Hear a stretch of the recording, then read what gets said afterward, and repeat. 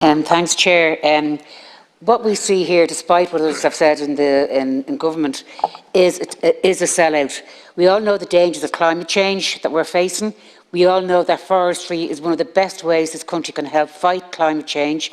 And this deal shows not just the total, from my point of view, on seriousness that the government has taken with this deal in relation to climate change. This deal shows your total lack of an effective plan to deal with it. Just 100 companies are responsible for 71% of global emissions. This crisis was created by large corporations. Large corporations continue to make this crisis worse. They aren't stopping anytime soon. And this government wants to put the solutions to this back into the hands of business so they can make money out of a crisis they created. Forestry is vital to combating climate change. It takes CO2 out of the air, it traps greenhouse gases in the soil, it helps reduce pollution in our air and water, and it develops ecosystems that speed up all these processes.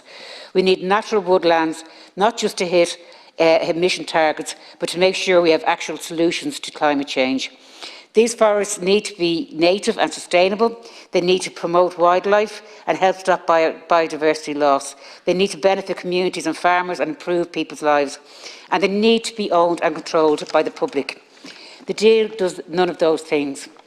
What this deal does is use public money to hand over lands and profits to a private company.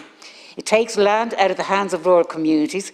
It reduces farmers' ability to plant trees by raising the cost of land to plant on them.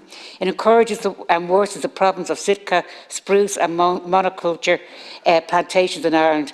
And it is handing £2.1 billion worth of taxpayers' money into corporate hands. More money, by the way, than it would for the state to just buy the land and plant trees itself. The Citizens' Assembly on Biodiversity Loss have said that this could lead to the sell-off of public lands and agreed that state-owned woodlands should be recognised and managed as a strategic long-term national asset for the benefit of the common good. This should also be reflected by keeping land and money in rural communities for their common good. This deal is a clear step away from either of these, and we've seen from the government shareholders' letter of expectation to Quilta that they have no problem with this at all, even though you're now saying it's not your preferred option. We can fight climate change, we have the time and we have the resources, but rather than using that fight to grow our country and society, to put this country's lands and resources in the hands of its people and to grow and benefit local communities and people's lives, this government has once again gone back to its old playbook, make the cost public and privatise the profits. These companies cause climate change, but rather than hold them to account, this government will not just let them walk away scot-free, but with their pockets filled as well. There's been a lot of hay made how no land will be privatised in this deal, but the money will, the grants will, and ordinary people won't see any of it. This has been the line of government parties for decades. If we can't privatise assets, we privatise the profits. It's the reverse of what we did with the banks, where we nationalised the debt and taxpayers had to pay. This isn't good enough anymore. And now, today, we've seen, as has been said, about the European Commission has criticised Ireland's forestry policy in a scathing letter. In a leaked document, the Commission's Directorate General of Environment says a strategic environmental assessment report submitted as part of the draft National Forestry Plan does not sufficiently address concerns.